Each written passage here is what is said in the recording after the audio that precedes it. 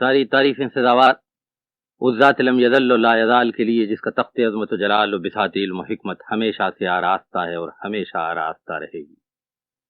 درود و سلام سید العرب والعجم جمیل الشیم شفیع الامم صاحب الجود والکرم صلی اللہ علیہ وسلم پر۔ نگاہ عشق و مستی میں وہی اول وہی آخر، وہی قرآن وہی فرقان، وہی یاسین وہی طٰہٰ۔ حضور رسالت مآب صلی اللہ علیہ وسلم مکہ معظمہ سے ہجرت فرما کے مدینہ النبی تشریف لے آئے۔ کھجوروں کے جھنڈ پہنچے تو اللہ کے رسول کی خدمت میں 11 برس کے یتیم لڑکے کو پیش کیا گیا۔ عرض کیا گیا کہ یا رسول اللہ، یہ لڑکا کمال کا قاری اور اسے فرقان حمید کی 17 سورتیں زبانی یاد۔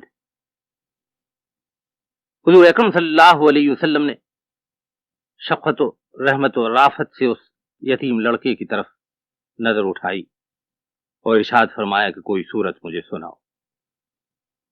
اور اس یتیم لڑکے کو یہ سعادت و منزلت و فضیلت حاصل ہوئی کہ محبت وحی صلی اللہ علیہ وسلم کے سامنے اس نے کلام پاک کی تلاوت کی۔ یہ وہ زمانہ تھا جب قرآن کتابی صورت میں ایک جگہ لکھا ہوا نہیں ملتا تھا۔ اس زمانے میں تو قرآن کھجور کے پتوں پر، درخت کی چھال پر، ہرن کی کھال پر، ریشمی کپڑے کے ٹکڑوں پر، اونٹ کے شانے کی چوڑی چوڑی ہڈیوں پہ لکھا جاتا تھا۔ لیکن قرون اولا کے مسلمانوں کی قرآن سے یہ محبت تھی کہ ایک ایک لفظ جو جناب رسالت پناہ صلی اللہ علیہ وسلم پہ نازل ہوتا اسے حفظ کر لیا کرتے تھے۔ یہی وجہ تھی کہ جب اصحاب رسول قرآن کو سینے سے لگائے دنیا میں تہذیب و تمدن کا اجالا پھیلانے کے لیے نکلتے تو قیصر و کسریٰ کے تخت و تاج ان کے قدموں میں آ گرتے تھے۔ حضور رسالت مآب صلی اللہ علیہ وسلم کا طریقہ کار یہ تھا کہ جب بھی آپ کے قلب اطہر پہ کوئی وحی نازل ہوتی تو آپ صحابہ کرام کو جمع کرتے اور وحی کے الفاظ سنا دیا کرتے تھے اور پھر وحی کے الفاظ املا کرا دیا کرتے تھے۔ سورہ شورى میں بتایا گیا ہے کہ وحی کے نزول کے 3 طریقے ہیں۔ ایک صورت یہ ہے کہ فرشتہ الفاظ الہی کو نبی کے دل میں پھونک دیتا ہے۔ وہ صورت جو حضرت آدم کے ساتھ پیش آئی کہ جب انہیں حکم ہوا قُلْنَا اهْبِطُوا مِنْهَا جَمِيعًا فَإِمَّا يَأْتِيَنَّكُم مِّنِّي هُدًى فَمَن تَبِعَ هُدَايَ فَلَا خَوْفٌ عَلَيْهِمْ وَلَا هُمْ يَحْزَنُونَ کہ جاؤ تم سب کے سب زمین پہ چلے جاؤ، وہاں تم تک ہماری ہدایتیں پہنچتی رہیں گی۔ اگر تم ان ہدایتوں پہ چلتے رہے تو پھر تمہیں اس بات کا غم نہ ہوگا کہ کس جگہ سے تم زمین پر جا رہے ہو، اور یہ فکر دامنگیر ہوگی کہ تم لوٹ کے جنت ہی کو اپنا مسکن بناؤ گے کہ نہیں۔ یہ ہدایتیں جن کا ذکر حضرت آدم کو زمین پر بھیجتے وقت اللہ تعالیٰ نے فرمایا تھا وحی کی صورت میں آتی رہی، اور وہاں مسکن جنت میں فرشتے نے حضرت آدم کے دل میں سب سے پہلی وحی کے الفاظ پھونکے تو قرآن نے بتایا کہ علم آدم الاسماء کلہا کہ آدم کی ضمیر میں کائنات کے علم کو رکھ دیا گیا۔ دوسری صورت وہ ہے جو حضرت موسیٰ کے ساتھ کوہ طور پہ پیش آئی کہ نبی حجاب سے آواز غیب کو سنتا ہے۔ اور تیسری صورت یہ ہوتی ہے کہ فرشتہ خود خدمت اقدس نبی میں حاضر ہوتا اور اللہ کے کلام کے الفاظ پڑھوا دیتا ہے۔ حضور اکرم اپنے معمول کے مطابق رمضان میں جبل نور کے غار حرا میں فروکش تھے اور حضور رسالت مآب صلی اللہ علیہ وسلم یاد الہی میں محو تھے۔ ایک ایسا ہی موقع تھا کہ شدید القویٰ جبریل امی روح القدس آمنہ کے جگر گوشے کی خدمت اقدس میں حاضر ہوتے اور عرض کرتے ہیں کہ اقرا، پڑھیے۔ جناب رسالت پناہ صلی اللہ علیہ وسلم چونکتے ہیں، شدید القویٰ روح القدس کی طرف دیکھتے ہیں اور وہاں سے اصرار ہوتا ہے کہ پڑھیے۔ بالآخر اللہ کے رسول کی زبان مبارک سے وحی الہی کے الفاظ ادا ہوتے ہیں۔ اقرا بسم ربک الذی خلق، خلق الانسان من علق، اقرا وربک الاکرم الذی علم بالقلم، علم الانسان ما لم یعلم۔ انسان کی حقیقت ان الفاظ میں بتائی گئی۔ یہ انسان جو اپنے آپ پہ نازا ہے اور جب بڑھتا ہے تو انا ربکم الاعلی کا نعرہ لگاتا ہے کہ میں خود خدا ہوں. اس کی حقیقت کیا ہے؟ مرحلہ اول ہی پہ اللہ نے اپنے رسول کو اس کی تفصیل بتا دی کہ ہم نے اسے ایک خون کی پھٹکی سے پیدا کیا. یہ ہماری مہربانی کہ ہم نے اسے عقل عطا فرمائی، شعور عطا فرمایا، وجدان دیا، اور اس کی رہنمائی کے لیے اپنی وحی نازل فرمائی. اور پھر بتایا اللہ نے اپنے رسول کو کہ پڑھیے ہمارے نام سے کہ ہم ہی اس دنیا کے پیدا کرنے والے، اور جو کچھ انسان کو نہیں معلوم وہ بتلانے والے ہم ہی ہیں. علیم ہم ہیں، قبیر ہم ہیں. یہ موقع تھا کہ جناب رسالت پناہ صلی اللہ علیہ وسلم کو یہ بتلا دیا گیا کہ اب عالم انسانی کا رخ ربوبیت کبریٰ کی طرف موڑنا. کوئی اور نہیں جس کی طرف بندہ نگاہ اٹھا کے دیکھ سکے اور یہ سمجھے کہ وہ اس کا پالن ہار. کوئی نہیں جس سے بندہ دعا مانگے کہ دعا مانگنے کے لائق ذات وہی ہے جو ذوالجلال والاکرام. حضور رسالت مآب صلی اللہ علیہ وسلم کی زبان مبارک سے اس وحی کے الفاظ ادا ہوتے اور اللہ کے رسول اپنے گھر لوٹتے. ام المومنین حضرت خدیجہ الکبریٰ کے مکان جو سوق عطارین میں تھا، جہاں آج ہم مکے کے قبرستان جنت المعلی کو دیکھتے ہیں، اس سے قریب، اور روئے زمین پر یہ شرف سب سے پہلے ام المومنین حضرت خدیجہ الکبریٰ کو حاصل ہوتا ہے کہ اللہ کے آخری رسول کے قلب اطہر پہ نازل ہونے والی پہلی وحی کے الفاظ سن کے حضور رسالت مآب صلی اللہ علیہ وسلم کے قلب اطہر پر دوسری وحی کا نزول کوئی 2.5 برس کے بعد ہوتا ہے. اس بارے میں مختلف روایتیں ہیں، لیکن بیشتر مورخین کا رجحان اسی طرف ہے کہ اللہ کے رسول کے قلب اطہر پر دوسری وحی کا نزول 2.5 برس کے بعد ہوتا ہے. یہ زمانہ حضور اکرم صلی اللہ علیہ وسلم نے سخت بے چینی میں گزارا، سخت اضطراب میں. آپ سوچا کرتے تھے کہ نہ معلوم کیا وجہ ہے کہ اللہ تعالیٰ نے وحی کے سلسلے کو منقطع کر دیا. حضور اکرم کے قلب اطہر پہ دوسری وحی کا نزول اس وقت ہوا جب آپ چادر اوڑھ کر لیٹے ہوئے تھے. اس مرتبہ وحی کیا آئی؟ تبلیغ دین حنیف کا حکم آیا. اس مرتبہ وحی کیا آئی؟ اعلاء کلمت الحق کا حکم آیا. ارشاد ربانی ہوا کہ یا ایھا المدثر قم فانذر وربک فکبر وثیابک فطہر والرجز فاہجر. کیا چادر اوڑھ کے سونے والے میرے پیارے نبی اب اٹھیے، اعلاء کلمت الحق کیجئے. قم فانذر، دنیا کو ڈرائیے، بتائیے کہ زندگی کے ایک ایک لمحے کا ہر بندے کو حساب دینا ہوگا. یہ دنیا ہم نے یوں ہی پیدا نہیں کی، اس کا کوئی مقصد ہے. ہم نے انسان کو اس لیے پیدا کیا ہے کہ وہ ہمارے حقوق ادا کرے اور ہمارے بندوں کے حقوق ادا کرے. اٹھیے اور انہیں بتائیے کہ خلوت و جلوت کی زندگی کے ایک ایک لمحے کا قیامت میں تم کو حساب دینا ہوگا. بتائیے کہ ہم نے ان کے کندھوں پہ کمپیوٹر نصب کر دیے ہیں جو ان کی زندگی کے لمحے لمحے کی تصویریں اتارتے جاتے ہیں اور ایک ایک لفظ کو ریکارڈ کرتے جاتے ہیں. یہ ریکارڈ، یہ فلم قیامت میں میزان عدل کے سامنے پیش ہوگی. اور پھر ہمارے بندوں کو بتائیے کہ ہماری بڑائیاں کس طرح بیان کی جاتی ہیں. حضور رسالت پناہ صلی اللہ علیہ وسلم پہ یہ دوسری وحی کیا آئی کہ اعلاء کلمت الحق کا حکم ملا. اللہ کے رسول نے ایک مرتبہ پھر وحی کے الفاظ سنائے، اور اس مرتبہ پھر یہ سعادت و منزلت و فضیلت ام المومنین حضرت خدیجہ الکبریٰ کے حصے میں آئی. استیاب کی روایت سے معلوم ہوتا ہے کہ جناب رسالت پناہ صلی اللہ علیہ وسلم کا طریقہ کار یہ تھا کہ جب آپ پہ کوئی تازہ وحی نازل ہوتی تو صحابہ اکرام کو جمع کرتے اور وحی کے الفاظ پڑھ کر سنا دیتے اور وحی کے الفاظ املا کرا دیا کرتے. چنانچہ حضرت خالد ابن سعید ابن عاص کو یہ شرف حاصل ہوا کہ سب سے پہلی مرتبہ وحی کے الفاظ انہوں نے لکھے وہ دن، اور پھر قرآن لکھا بھی جاتا رہا اور حفظ بھی کیا جاتا رہا. 23 برس تک جناب رسالت پناہ صلی اللہ علیہ وسلم پر قرآن کا نزول ہوتا رہا، تھوڑا تھوڑا. کئی جگہ اس بات کا ذکر قرآن میں ہے کہ ہم نے قرآن اتارا تھوڑا تھوڑا. کبھی کوئی خاص واقعہ ہوتا تو قرآن نازل ہوتا، کبھی صحابہ کرام جناب رسالت پناہ صلی اللہ علیہ وسلم کی خدمت میں پہنچتے اور کوئی چیز دریافت کرتے، اس کے بارے میں اللہ تعالیٰ کے احکامات نہ ہوتے تو حضور اکرم انتظار فرماتے اور قرآن نازل ہوتا۔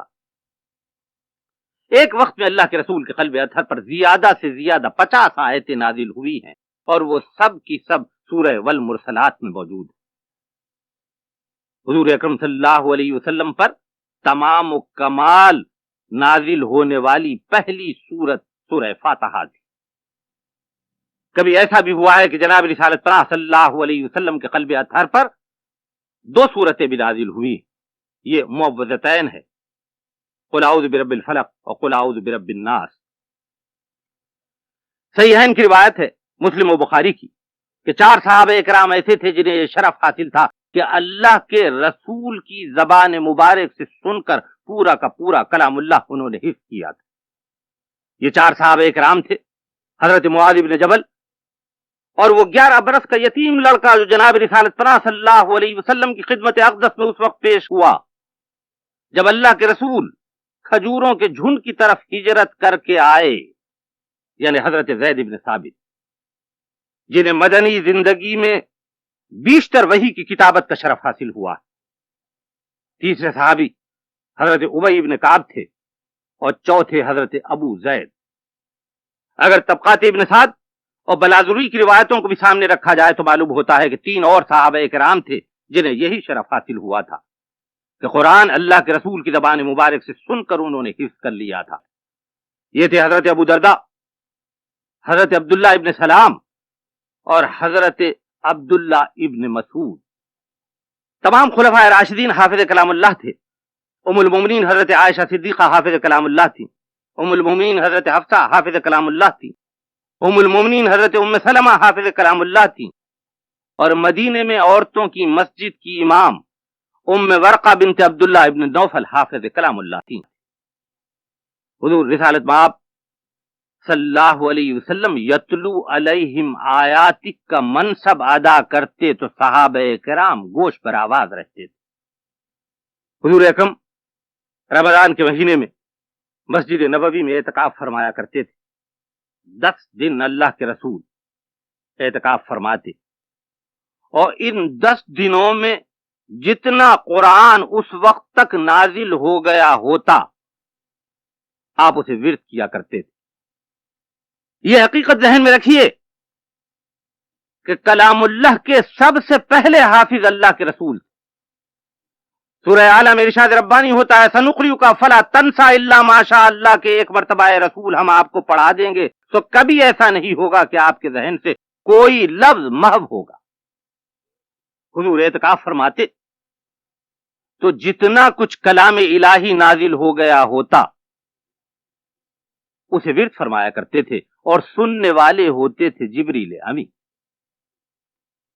دنیا سے پردہ فرمانے سے پہلے جو آخری رمضان آیا تو اس رمضان میں اللہ کے رسول نے 10 کے بجائے 20 دنوں تک اعتکاف فرمایا۔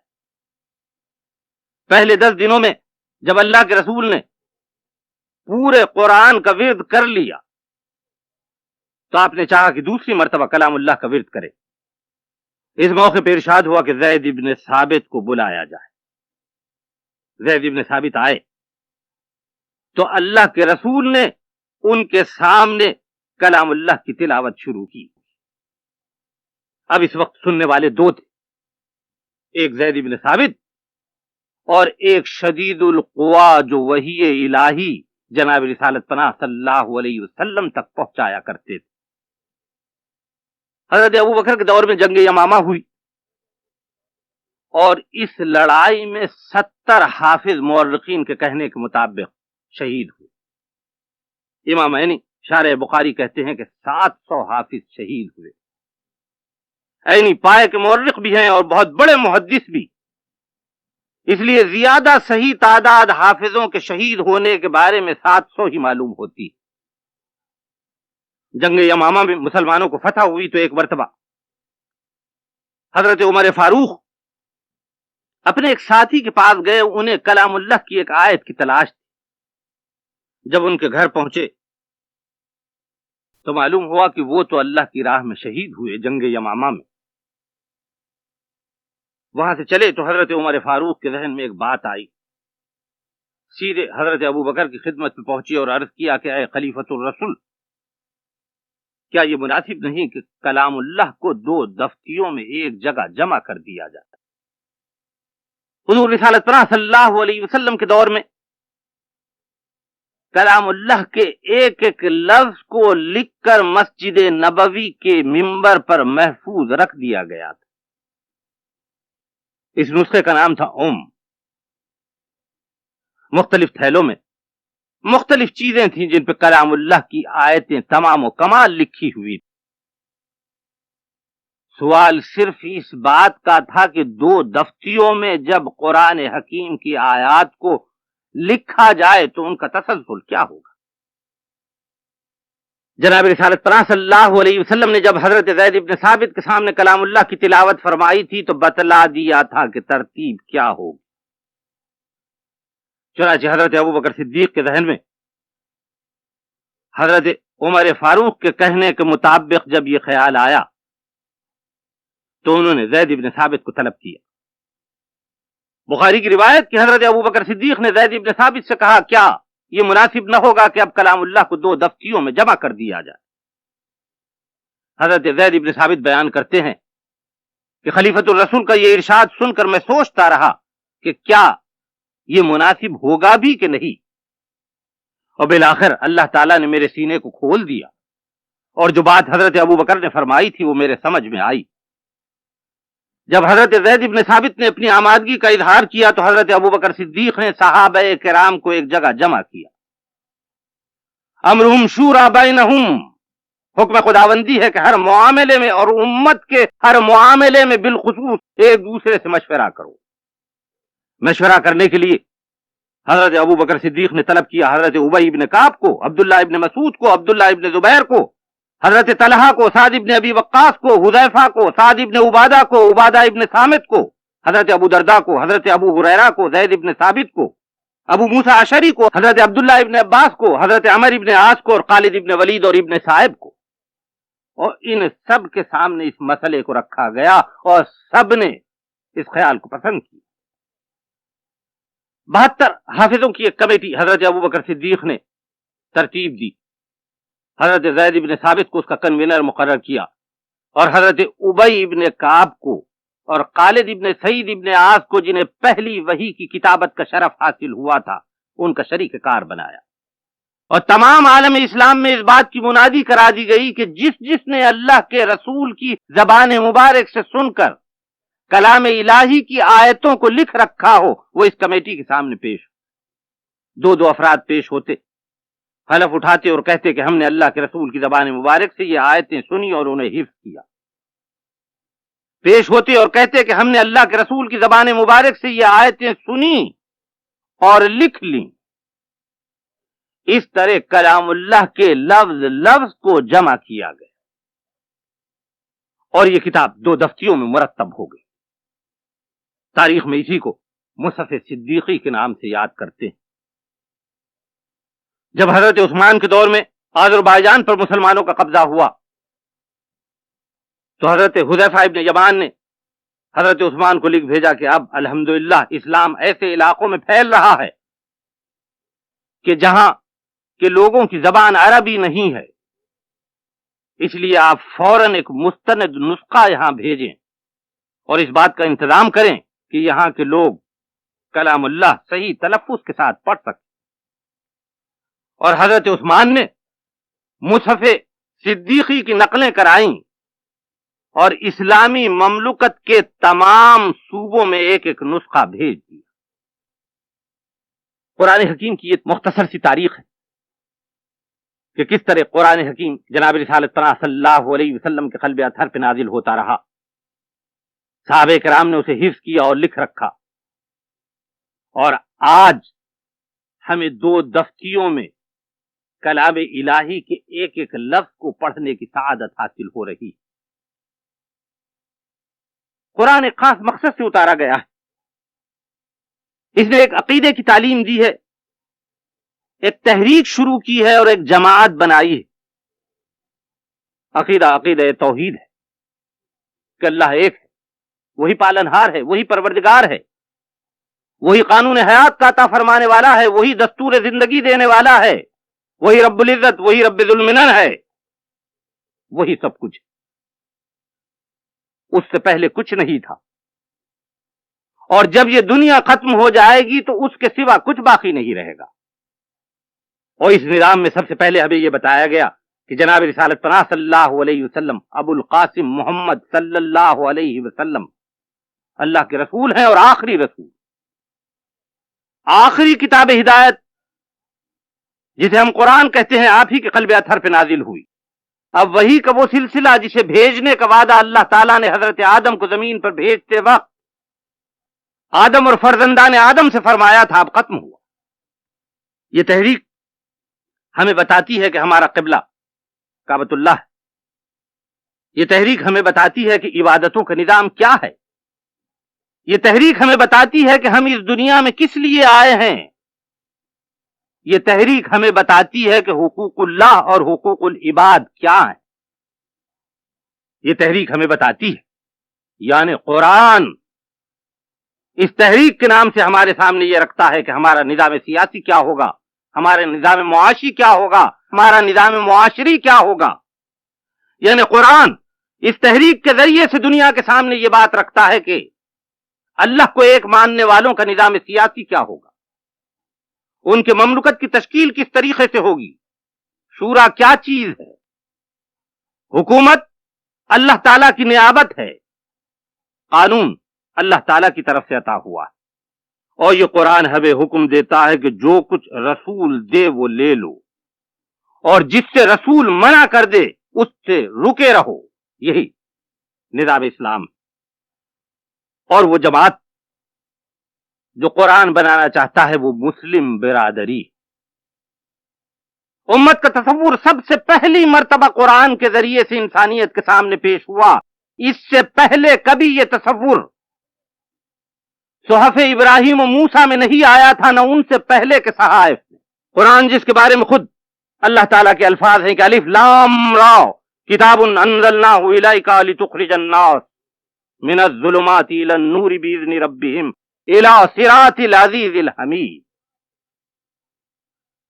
یہ اندھیاروں سے نکال کر روشنی کی طرف لانے والی کتاب ہے، یہ انسانیت کو ایک مرکز پہ جمع کرنے والی کتاب ہے۔ اسی لیے امت مسلمہ کو حکم دیا گیا ہے وَاعْتَصِمُوا بِحَبْلِ اللَّهِ جَمِيعًا وَلَا تَفَرَّقُوا، کہ اللہ تعالیٰ کی اس کتاب کو مضبوطی سے تھامے رہو، خبردار بھٹکنا نہیں، منتشر نہ ہونا۔